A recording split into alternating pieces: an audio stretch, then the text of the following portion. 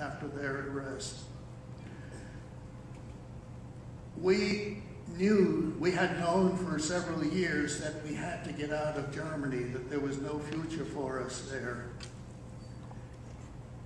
We were lucky that we had relatives in the United States who sponsored us for immigration.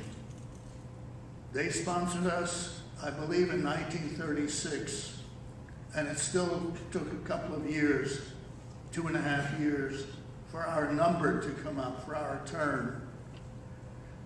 We got permission in May of 1939 to go to the United States legally, immigration. I was 14 years old by this time. We left, and it was just in time because only 3.5 months later, on September 1st, 1939, the German army attacked Poland, and that was the beginning of World War II. During World War II, as you may have learned from your various courses, the powerful German army attacked, conquered, and occupied nearly all the countries of Europe. And whenever they took over a new country, they brought misery to the people of that country. They brought death to the Jewish people of that country. Some 11 million civilians were murdered during the Holocaust. This does not include many, many more millions of soldiers who died in battle during World War II. But these were 11 million civilians who had not committed any crime.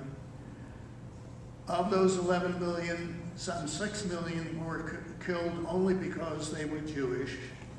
Of those 6 million Jews who were murdered by orders of the government in Germany, some 1.5 million were children, 14 years old and younger, all the way down to newborn babies. All were killed, all those 6 million were killed only because they were Jewish. No criminal charges against any of them. Life in the United States was not easy for our family. This was a new country for us. We didn't speak the language.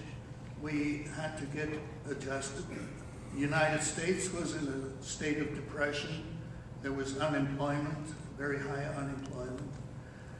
My mother became a cleaning woman, cleaning for different families, different days of the week. My father became a porter in an old movie theater, working from midnight till 8 in the morning every night, doing all the dirty work. Not what they were used to, but still we realized that we were lucky to be safe and free in the United States. I went through high school and then became a member of the U.S. Army. And after basic training, I was sent to Europe, where the war was still going on. I was privileged to take part in the final drive across North Germany at the end, for the final couple of months at the end of the war, of World War II. Getting up to present day, after discharge, I became an engineer, worked as an engineer for 40 years, retired about 20 years ago, which gives me time to do this sort of speaking. About 10 years ago, I decided to write everything down, so if my grandchildren ever got interested in what happened to Grandpa during that time, they would find the answer to their questions. And it was picked up by a publisher and was printed as a book called Escape and Return, referring to my leaving Germany and then returning as an American soldier. Anyway, that brings us up to date on my experiences.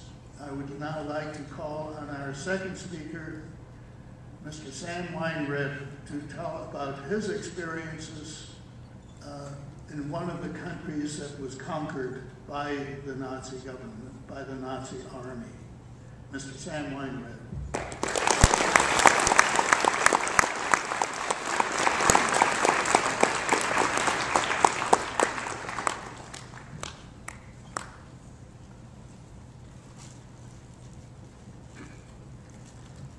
First, please let me say thank you for inviting me to speak to you today. When General Eisenhower entered one of the concentration camps as the war was nearing an end, he was in a state of shock and could not believe what he saw. He asked his aides to take pictures and said, "If we won't show these pictures, the world will never believe that anything like this could ever have happened." I will now speak to you about my personal experiences during those years. I was born in Bratislava, Czechoslovakia, where I lived with my parents, 2 brothers, and a sister. Shortly before my 13th birthday, just a few weeks before I was to have my bar mitzvah. By the way, a bar mitzvah is when a Jewish boy reaches the age of 13, he becomes bar mitzvah. And for that, you also have a religious service for which I had to prepare. Coming home one evening from one of those lessons, I found our home locked and no one there. Our next door neighbor, who was not Jewish, saw me out there, took me into his home and told me that my parents, 2 brothers and sister, who was only 6 years old at that time, along with quite a few other people who lived on the same street, were picked up and taken away. Where they were taken, he did not know. That afternoon was the last time I ever saw or spoke to any member of my family.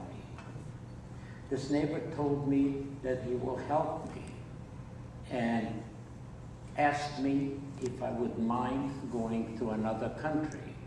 He said he knew of some people who lived close to the Hungarian border and were helping people who were being persecuted leave Czechoslovakia and cross illegally into Hungary, where at that time it supposedly was to have been safer.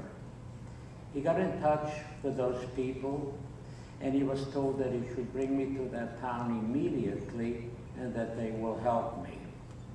Well, we left the same evening, arriving there around midnight, where we were met by 2 of those men. I was told that we had no time to waste and must start immediately in order that I cross that border and reach the town in Hungary before daylight.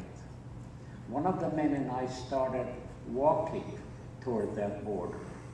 And after about an hour or so, he told me that that was as far as he could go.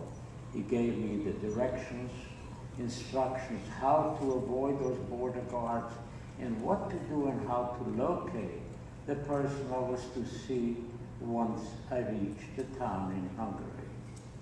I continued walking, crawling at times in mud, so not to be seen by those guards for the next few hours when I finally reached the town in Hungary.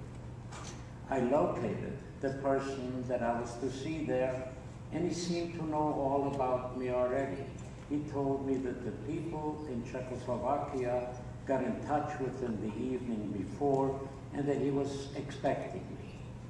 He said he would help me and assured me that I'll be okay. He asked if I had any relatives living in that country.